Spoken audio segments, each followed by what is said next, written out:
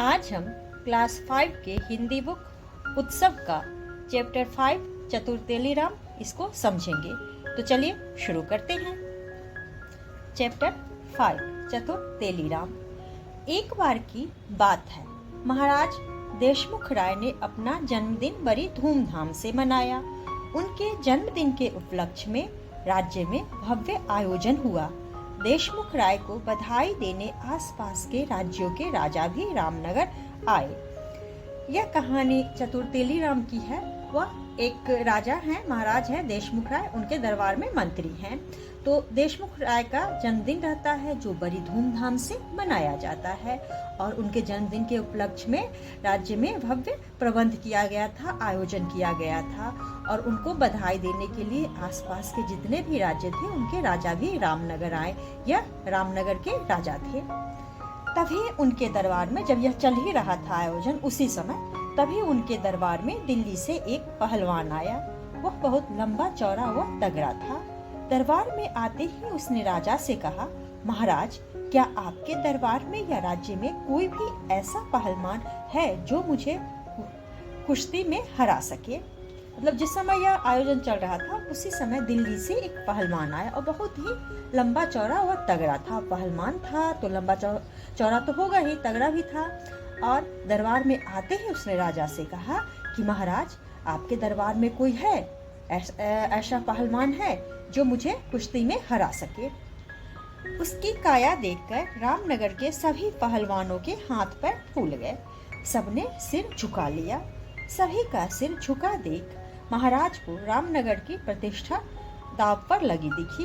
उन्होंने फिर भी पूछा, क्या कोई इस पहलवान से कुश्ती लड़ेगा। उसको देख के, उसके शरीर को देख के रामनगर के जो भी जितने भी पहलवान थे वह परेशान हो गए। उनके हाथ पैर फूल गए, वह घबरा गए और सबने डर के सिर झुका लिया कि नहीं भाई, मैं तो इससे नहीं लड़ूंगा। और महाराज ने देखा कि सभी के सिर झुके हुए हैं और रामनगर की का जो इज्जत है वह दांव पर लगा हुआ है। फिर भी उन्होंने हिम्मत करके पूछा कि क्या कोई इस पहलवान से लड़ेगा। किसी को भी हाँ न बोलता देखकर तेलीराम अपनी जगह से खड़े होकर बोले, मैं लड़ूंगा इस पहलवान से। जो वहाँ पे मंत्री थे वह देखे कि अब कोई, जबकि वह पहलवान नहीं थी, फिर भी उन्होंने कहा कि हाँ मैं लड़ूंगा इस पहलवान से। अब जो है दरबार में सन्नाटा छा गया। सब सोचने लगे, कहाँ यह तगड़ा पहलवान और कहाँ यह दुबला पतला तेलीराम। अब मजा आएगा जब तेलीराम की धुनाई होगी। अब दरबार में तो एकदम सन्नाटा छा गया और सब सोचने लगे कि यह जो पहलवान है वह इतना मोटा और तगड़ा है और यह तेलीराम जो है सो एकदम दुबला पतला है। अब मजा आएगा जब बच्चे की पिटाई होगी। तेलीराम ने कहा, लेकिन मुझे 3 दिन का समय चाहिए। 3 दिन बाद मैं इस पहलवान से यही कुश्ती लड़ूंगा। उन्होंने राजा से 3 दिन का समय मांगा। मैं लड़ूंगा लेकिन मुझे 3 दिन का समय चाहिए, उसके बाद मैं यही इसी जगह पे इनसे लड़ाई मतलब कुश्ती जो है सो लड़ूंगा। यह सुनकर राजा प्रसन्न हुए, लेकिन उन्हें डर भी था कि पहलवान तेलीराम की हड्डी पसली तोड़ देगा। यह बात राज्य में फैल गई कि तेलीराम पहलवान के साथ कुश्ती लड़ेगा। लोग तेलीराम के घर आकर उसकी पत्नी को समझाने लगे। जब तेलीराम ने कहा तो राजा यह सुनकर प्रसन्न हुए कि चलो कोई तो उनके दरबार में है जो पहलवान से लड़ने के लिए तैयार है। लेकिन उन्हें डर भी था कि एक तो पहलवान इतना मोटा तगड़ा है और तेलीराम इतना दुबला पतला, ऊपर से पहलवान भी नहीं है, तो कहीं यह पहलवान इसकी हड्डी पसली न तोड़ दे। और धीरे धीरे यह बात जो है सो पूरे राज्य में फैल गई। अब सब उसके घर आके, तेलीराम के घर आके उसकी पत्नी को समझाने लगे। पत्नी से कहने लगे कि वह तेलीराम को समझाए कि वह कुश्ती न लड़े। यह सुनकर तेलीराम की पत्नी ने कहा, आप लोग चिंता न करें, वह तो हनुमान जी की साधना करने नदी किनारे गए हैं। 3रे दिन यह अनुष्ठान पूरा हो जाएगा, तब हनुमान जी प्रसन्न होकर उन्हें असीम शक्ति प्रदान करेंगे, जिससे दिल्ली के पहलवान को वह अवश्य हरा देंगे। जब सब आते हैं उनकी पत्नी के नजदीक समझाने कि वह तेलीराम को मना करे कि वह कुश्ती ना लड़े, तो यह सुनकर उनकी पत्नी उन लोगों को कहती है कि आप लोग चिंता मत कीजिए, वह हनुमान जी की पूजा करने गए हैं, साधना करने गए हैं नदी के किनारे, और जब यह साधना पूरी हो जाएगी तब हनुमान जी उन पर प्रसन्न हो जाएंगे और उन्हें बहुत शक्तिशाली बना देंगे, उन्हें असीम शक्ति प्रदान करेंगे जिसकी कोई सीमा न हो। असीम का मतलब होता है जिसकी कोई सीमा न हो, जिससे दिल्ली के पहलवान को वह अवश्य हरा देंगे। अब जो है धीरे धीरे यह बात फैलते फैलते रामनगर आए हुए दिल्ली के पहलवान के कानों तक पहुंच गई।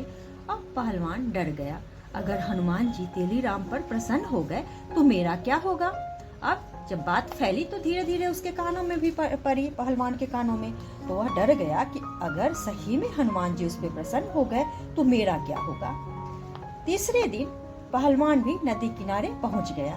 उसे आता देख तेलीराम के सेवक ने तेलीराम को बताया पहलवान आ रहा है। इतना कहकर सेवक हनुमान जी की मूर्ति के पीछे छिप गया। मतलब जब वह पहलवान नदी के किनारे पहुंचा तो तेलीराम के कुछ सेवक वहां थे, उसने बताया कि वह आ गया, पहलवान वहां आ गया है, और इतना कहकर वह हनुमान जी की जो मूर्ति थी उसके पीछे छिप गया। अब है पहलवान ने मंदिर के दरवाजे से झांक कर देखा, तेलीराम जोर जोर से मंत्र उच्चारण कर रहा था। तभी हनुमान जी की मूर्ति से आवाज आई, तेलीराम मैं तुम्हारी साधना से बहुत प्रसन्न हुआ, मांगो क्या मांगते हो। तेलीराम बोला, मुझे असीम शक्ति का स्वामी बना दीजिए प्रभु। जब पहलवान मंदिर के अंदर से झांक के देख रहा था दरवाजे से, तो उस समय तेलीराम जो है सो जोर जोर से मंत्र का उच्चारण कर रहे थे, और जिस समय वह मंत्र का उच्चारण कर रहे थे उसी समय हनुमान जी की मूर्ति से आवाज आई कि तुम बोलो, मैं तुम्हारी साधना से प्रसन्न हूँ, तुम क्या मांगते हो। तेलीराम उनसे कहता है कि मुझे असीम शक्ति का स्वामी बना दीजिए प्रभु, मुझे ऐसा बल दीजिए जिसकी कोई सीमा ना हो। तो यह सब कौन बोला? जो हनुमान जी की मूर्ति के पीछे उनका तेलीराम का सेवक छिपा हुआ था, वह वहां से बोलता है।